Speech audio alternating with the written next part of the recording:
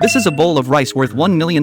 Each grain is made from tiny strawberries. The sweet and tangy flavors come together, and the soft, chewy texture makes each piece explode in your mouth, like eating Pop Rocks. To celebrate Toriko's return, Komatsu roasted another banana steak, topping it with his special caviar. One bite, and it felt like an electric shock running through his body. A total shock to Toriko's taste buds. For the perfect finish, he served a bowl of rich, authentic rainbow soup. At that moment, Toriko felt like he had entered heaven, completely immersed in this delicious experience. But the very next second, disaster struck. With a sharp crack, Komatsu's ancestral kitchen knife snapped. Toriko frowned upon seeing this. To comfort Komatsu, he decided to take him to visit the legendary swordsmith, Milk. It was said that Milk's forged knives could slice through steel with ease. He had spent years adventuring into the Death Waterfalls, his body covered in scars that even wild beasts feared. Despite his reputation, the man was extremely mysterious, and it was nearly impossible to meet him. When they arrived at their destination, Komatsu stood there, frozen, staring up at the 20,000-step staircase, each step almost 6 feet high. Without hesitation, the two of them began their climb. They climbed from day to night, and when they reached the halfway point, Komatsu was knocked out cold by a pile of bones. Suddenly, a large, furry monster appeared behind him. Luckily, Toriko rescued him just in time, but before they could catch their breath, a pack of rock wolves appeared in front of them. In this moment of danger, Toriko grabbed Komatsu and jumped over the wolves. They used all their strength to keep climbing, and soon, they reached the mountaintop. Just then, the beasts following them suddenly stopped, as if something at the top was scaring them. The two pressed on and finally reached the summit, only to find a dilapidated stone hut. As Komatsu was about to knock on the door, a sharp blade aura suddenly surged towards them, its terrifying power completely